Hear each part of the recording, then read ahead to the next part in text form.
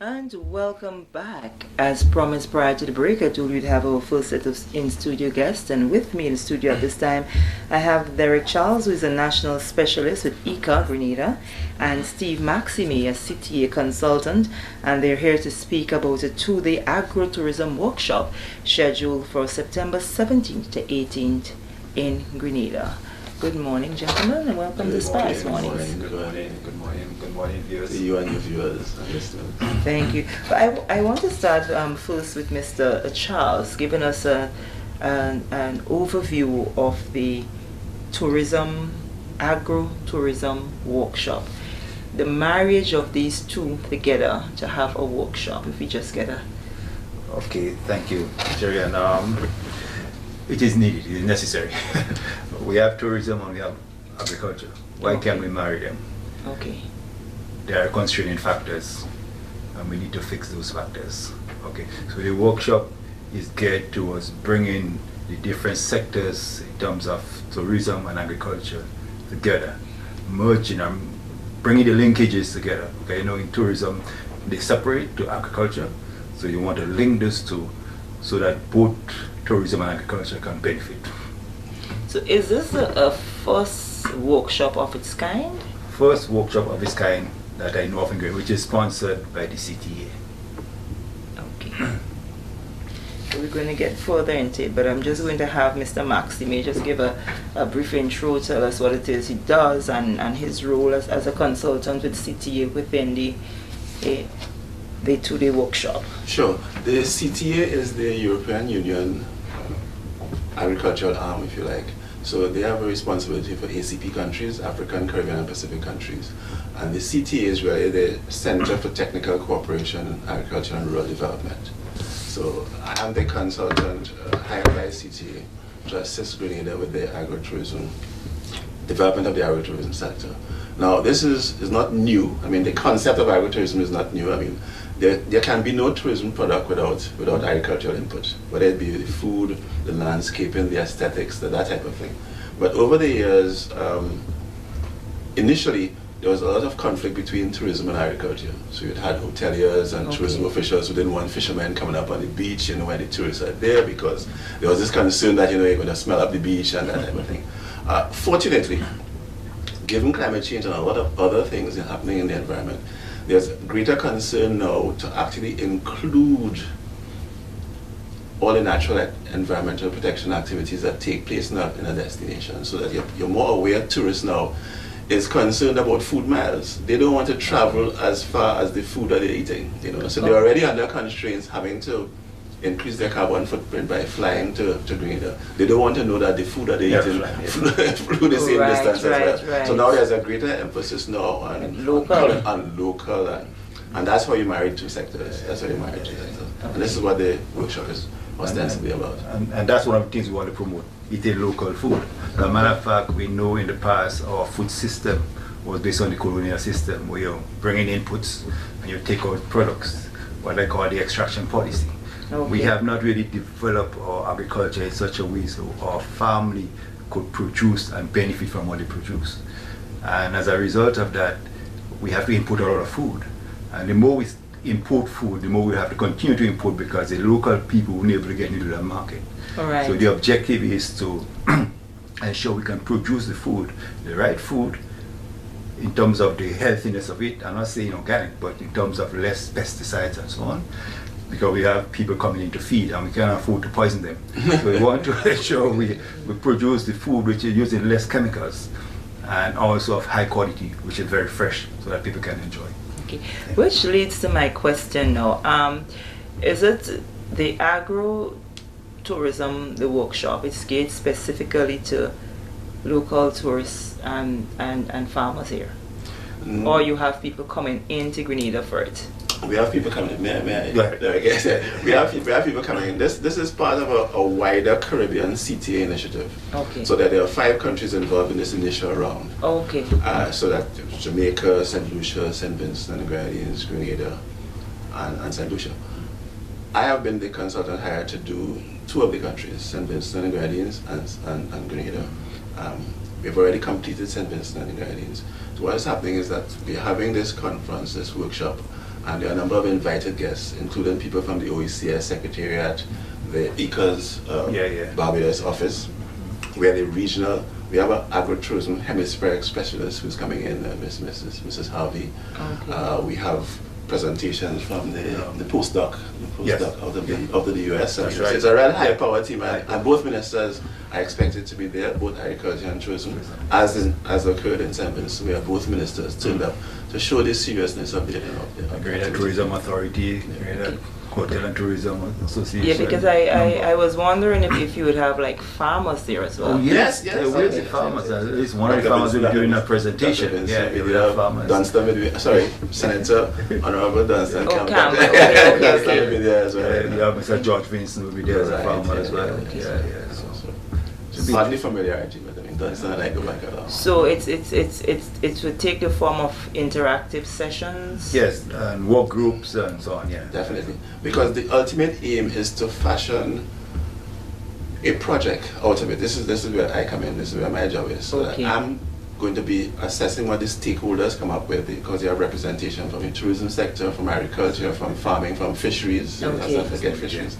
And my job is to craft a 3-project proposal for the CTA for funding. So that's why I'll be there, right? So I'll be really teasing out the ideas that come from the seminar, and we have experts coming in from outside who are going to explain what has happened in other places.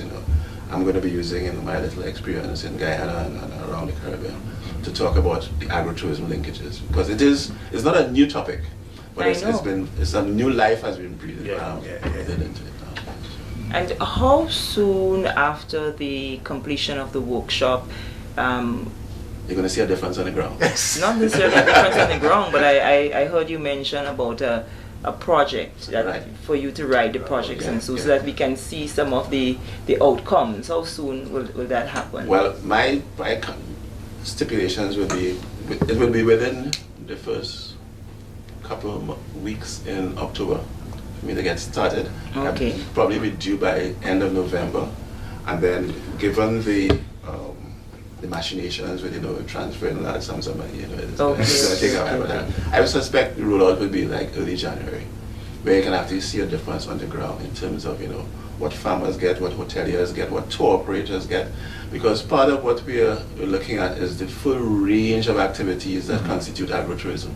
When people hear agro-tourism, they keep thinking it's just the food preparation, but it has to do with the fact that agriculturists are the stewards of the environment. There'll be nothing for tourists to come to Grenada to see and experience if it weren't for the people doing proper work on the ridges, so that you have ridge-to-reef impacts. If our farmers in the ridges were using agrochemicals and heavy fertilizers, then you have blooms in the sea, and notwithstanding the sargassum, you see, but you'd have red blooms, and people won't be able to go to the beach properly and that type of thing. So the farmers are playing a major role. One of the things again, you want to maintain the linkages. There are a number of players, but they're all independent. We want to link those people together for a common cause. Okay. So from where the both of you sit, what do you see as some of the major challenges in bringing the different units together, as you see? Some they are there, but they're more independent. I think from this workshop, because they all will be there, we're going to know the constraining factors, and at the same time we're going to develop strategies to deal with those factors. So why are you not coming together to do certain things? Why agriculture is so separate from tourism? And we have to understand to build that platform. So when we all there, we all discuss, we set up this piece. So in other words, after this workshop finished, that doesn't mean everything finishes. There should be some continuation after that. In other words, we hope that probably a committee can evolve from that, where from time to time you meet and take decisions on certain aspects of the agro-tourism sector. Okay, because I know they. Go ahead. Sorry, I'll be able to guarantee that, because I won't be paid unless it happens. so I know it's going to happen. And the thing is that they're going to be building on the experiences of people like Mrs. Harvey and myself, who've done this type of thing in other parts of the Caribbean. And they're saying, we're not newbies to these. So in that sense, we have practical working examples of what happens and how you set it up. So that committee that Derek referred to is not going to be a committee in the normal sense of a committee. There's going to be a working committee where we expect to have paid members and paid attendance, because it's actually going to be like a board of directors of a company. So it's not going to be your typical, meet and greet, lime and old job type of committee. This is going to be an actual working committee. And there are going to be benefits on the ground that people are going to see. And that's why we're here this morning, because if tourism is everybody's business, then agro-tourism is also everybody's business as well. And we want to be sure that the public knows that this initiative is taking place. Everybody can't be at the meeting next week, but this is a public, Which way should the meeting be held though? It's at the rest. Okay. Because I know we know that there's a lot of emphasis now being placed both on tourism and agriculture. I know there is this program on with one of the hotels, the Silver Sands, the farmers program. Yes. And Teresa, she's involved. So it's all coming together. As I said, it's nothing new. We're not reinventing the wheel. We're just putting more formal structures in place and be able to advertise the benefits. I mean, people have been quietly doing their thing. You have street foods. Which is a really excellent idea of having people had to go off. Fish festival, etc. So that it's not totally new things. It's just that it's more formal, more structured. More structured. That is. In addition to that, we're listening to the hotels and we're listening to the farmers. Farmers saying they can't get sale for the produce. Hotels saying they can't get enough produce. From the so we're listening to both of them. I've heard it from both sides as well. And as I said, one of the benefits of having a workshop like this is that you're bringing in the people with the experience. I'm fortunate enough that Sanders it's not a plug for Sanders. Sanders International, very first workshop on produce handling was I wrote that course, right, and Dr. Majid Mohammed executed it. And after that, Mr. Stewart made some massive changes to how they operate, so that type of experience we're going to bring to the local hotel sector here in terms of how you store fruits, how you store climatic fruits with the ground provision and that type of thing. So it's not as if we're going to be reinventing anything. It's just be exposing Grenada to what has transpired in other parts of the Caribbean. One of the things we have learned is that we have to be more service oriented, especially from the farmers to the hotels, because the hotels have guests to feed. We cannot contract a farmer to supply produce. When you're waiting for it, it's not delivered. So we need to build capacity in that area as well. And if I may share, one of the interesting linkages that we've made in other parts of the Caribbean, and it's going to be made here as well, is with the chefs. The chefs and the head of marketing and so in the hotels.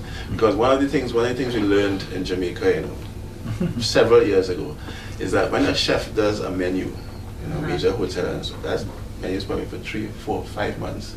So if you're given a commitment to provide cabbages for this particular menu, you can't come and tell the chef, boss, cabbage not in season again.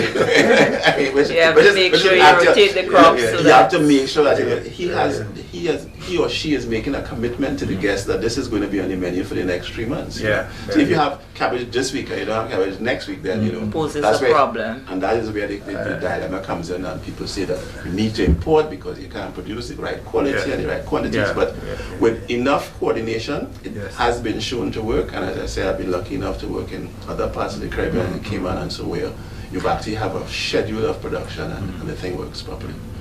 So after the 2-day workshop is over and you take your notes and you write these projects and your funding is received. The funding is guaranteed by CTA. Right. When it's guaranteed and received, how soon would you see a rollout? And is it that when you write it and you already know specifically this project is handed to Mr. Charles and he's executing it, or it's handed to Sherry Ann and she's executing it? How does it work after? Well, I can't predict how it will pan out here because this is something that is the Ministry of Agriculture. Okay. But I can tell you how it has rolled out in other parts of the Caribbean with which I'm associated. So let's take St. Vincent for example. There's an agro-tourism policy and a steering committee. And part of the recommendation is that steering committee becomes more like a board of implementation, where they're going to be paid and it's going to be performance driven. so that we have 3 projects to roll out, and we know specifically who is going to be implementing it.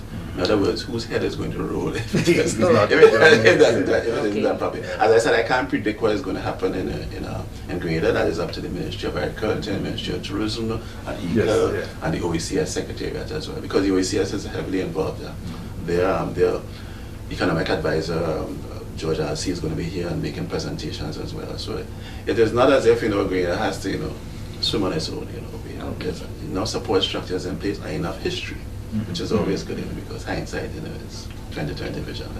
And this particular agro-tourism workshop, is it a yearly something that rotates, or no? This is one-off in the sense that it's just part of this 5-country project that I told you about in the beginning, right? But the rollout and the implementation is ongoing. Yes. I mean, there are already agro-tourism things going on all the time. So that's not make it sound as if we're just so bright and this very bright idea of agro-tourism. Agro-tourism is alive and well. What we are trying to do is to boost it and to sustain it and to add your word, structure. I like the idea. You have to structure it properly. Adding structure, definitely. So, gentlemen, anything further you wish to say about the workshop that you think the general public needs to know? I think, yes, the public, I'd like them to know that the workshop will take place on the 17th and 18th of this month, that is Tuesday and Wednesday. And we'll have PR, you'll see what's happening, Facebook, WhatsApp, whatever, we're trying to get the information out as possible. And they'll know what's happening in the workshop. I mean, Mr. Steve is going to do a proper report. That will be disseminated so people will know what's happening, and obviously they're going to be follow-up. Okay, good. I just want to, as I can make this commitment that I'm not the consultant handed by chance. I mean, so I know I have a fair idea of what I'm about, but I wanted to insist that that the public knows what's happening, because far too often these things roll out and the rank and file literally has no idea what's going on. I want all my Northeast Farmers Organization farmers to know that this they are going to benefit directly from this. Once we get it right. So and I'm making that public commitment. And since I live here, I have to be very careful. And I don't promise outside of my pay grade. You have to be able to deliver. You have definitely, to deliver. And I want to commit to have us back. That's of right. Of course, sure. Keep the public apprised. Sure. So this is not just me, talking. Yes. As I said, I live here, so yes, it would be very nice. I don't want people meeting me in the street and saying, "Didn't you say that they were going to be doing so?" So that hasn't happened yet. So I want them to call you and say, "Sherry, and then this." That's right. So it would be a privilege for us to actually have you back, and maybe we should try to see if we can get a couple of your guests that's coming in for that workshop to have a little dialogue with them. It's a high power. Maybe let's talk the lower level. The high flyers are coming in on Tuesday, on Monday night. So I don't know. We're going to try to see if we could get a little bit out of that. Yes. So you probably could get an idea of from people who really know what they're talking about. Okay, viewers, we're speaking here with Mr. Steve Maximay, a CTA consultant, and Derek Charles of the national specialist with IICA Grenada, and they were speaking with us about that 2-day workshop, the agro-tourism workshop, on the 17th to the 18th right here in Grenada. Well, we're looking forward to that. We're going to try, as they said, to get a little feedback from participants and so to keep you informed, and then after that we will keep a check on both gentlemen to make sure that the project was written, it went to the relevant authority, and when it would be implemented. So with that, we take a quick break. When we return, we have more information to share with you.